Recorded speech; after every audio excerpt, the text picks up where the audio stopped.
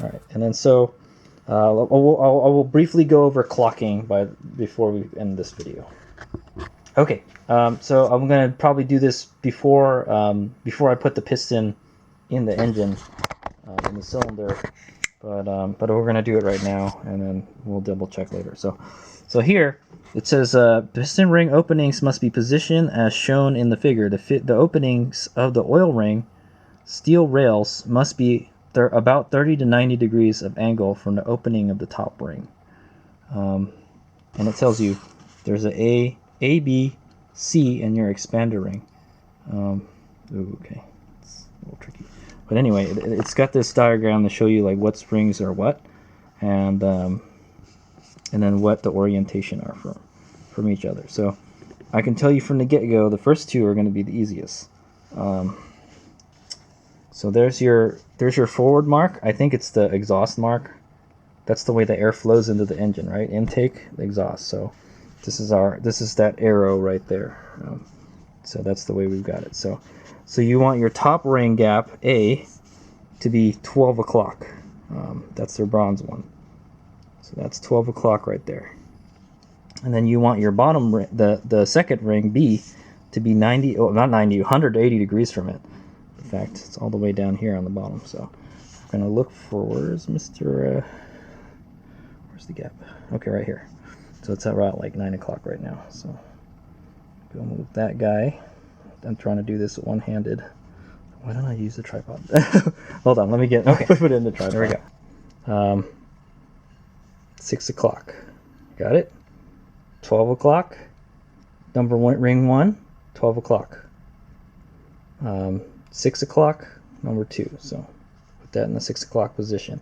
And here's the tricky part: the oil ring. So the oil rings should be at like let's say the 10 o'clock and the 2 o'clock position. So, oh boy. So I got one at 12 o'clock, and it's very hard to see this.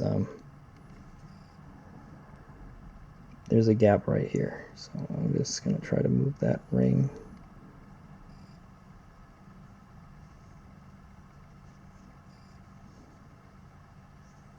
So I'm pushing it out from the other end so it sticks out more.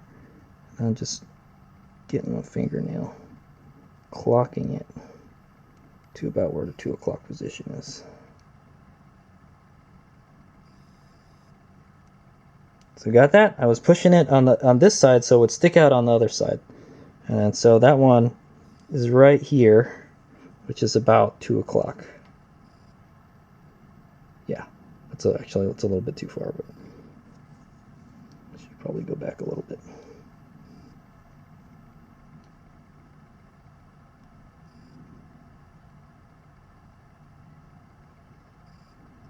Pull it enough. I'll move. There we go. Be gentle with it. It's Oh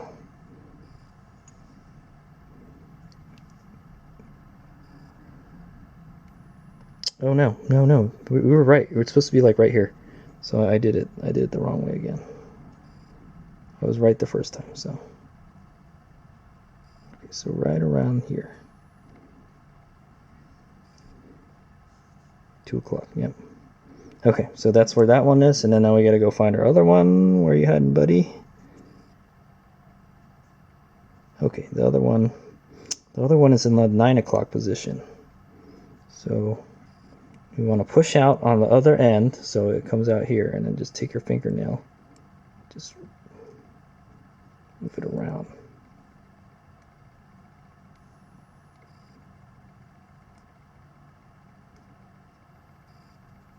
And if it moves, it should be good. It's not binding or anything. Okay. All right, so I moved it to about right here. I know it's really hard to see in the video, but you can see there's a gap right there.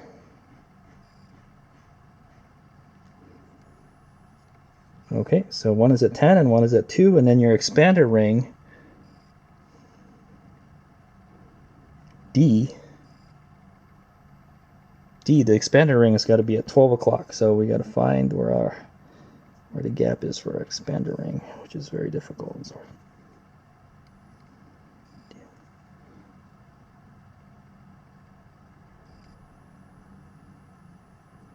So the way, I think the way you can find that is just keep on pressing the piston out. Piston ring out. Oh geez, I don't know where it is. There's a blue mark here. Oh yeah, okay. So the blue mark tells you close to where the expander ring is on these FIM pistons, so piston rings. So we're gonna go move.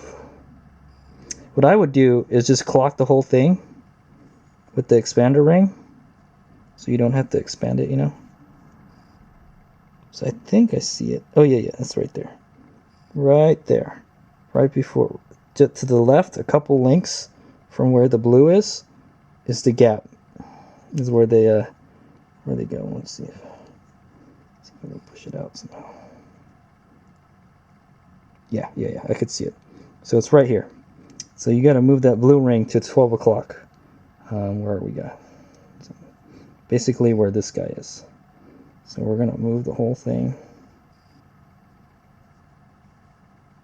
to 12 o'clock. Okay. That one seems like the hardest. You could probably get a pick and move it by yourself. Move itself, but I'm gonna do it this way. So now what that means is that we moved, we freaking moved it the other direction. So we got to move it all the way back to the front because now it's at the back. So we're gonna move this one.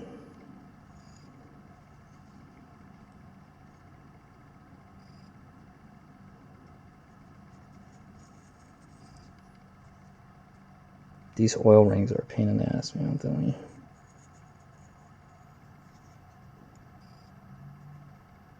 Okay, that's about 2 o'clock. Our oil ring is about still 12 o'clock. Good. And I think it's just like approximations. It doesn't have to be perfect, you know, as long as they're not lining up with each other. Okay, so that's the top ring. Now we got to move our bottom ring. Oh, the bottom ring is exactly underneath. That's no good. Okay. Then we move that one 90 degrees, which is 10 o'clock.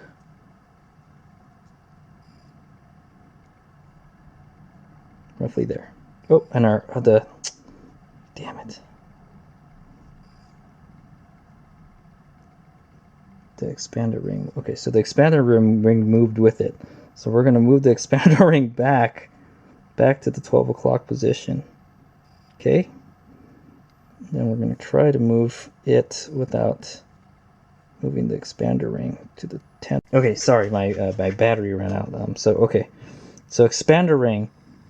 Where are you, buddy? Okay, right there. 12 o'clock. 12 o'clock. So the opening for the expander ring is just to the left of that blue mark right there. So it's pretty close to where the number 1 ring is. Okay, and then you want to make sure, so where we left off is the bottom ring should be at 10 o'clock, which is right here, basically on the other side of the piston relief, the valve relief. I think it's pretty close. I'll move it a little more. Okay. Sure, the top ring is at 12 again. Okay, so we got the top gap right here and the bottom gap right here. That's too much. One of them is too much. A little bit too much. So let's move this top one back towards 12 o'clock a little more. Whoops, it's moving the whole thing.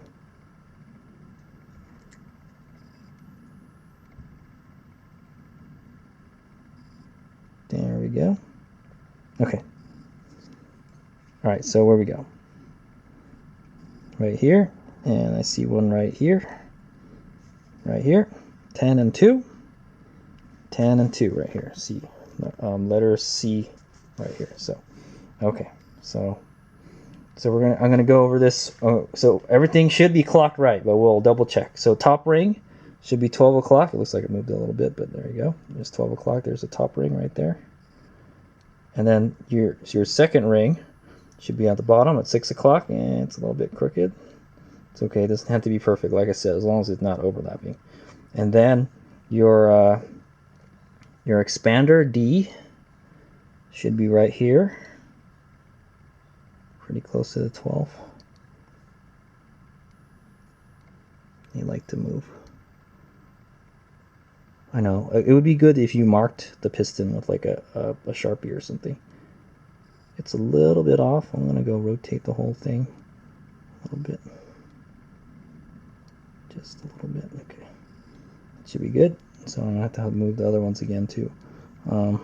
So right here is the top, and right here is the bottom oil ring.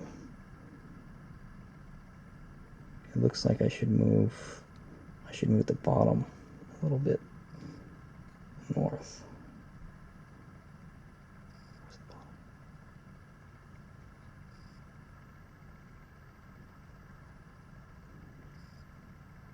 Oh, this is top.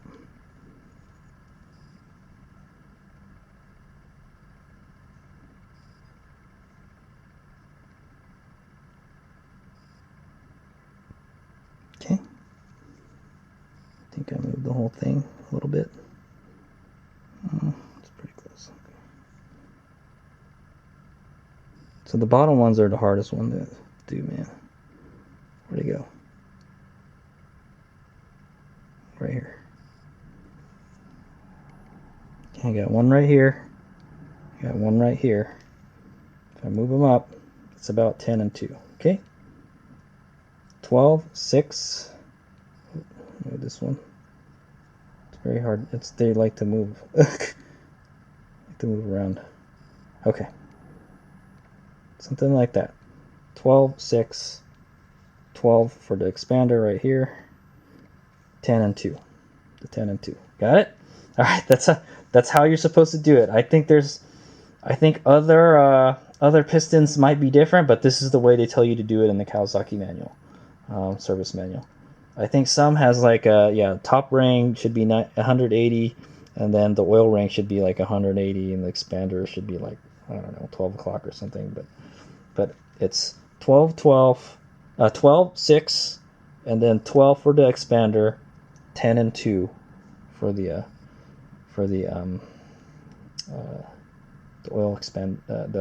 oil rail rings. So there you go. That's how to clock your Kawasaki KLX140 piston rings when they're installed on the piston. So that's the way it should go.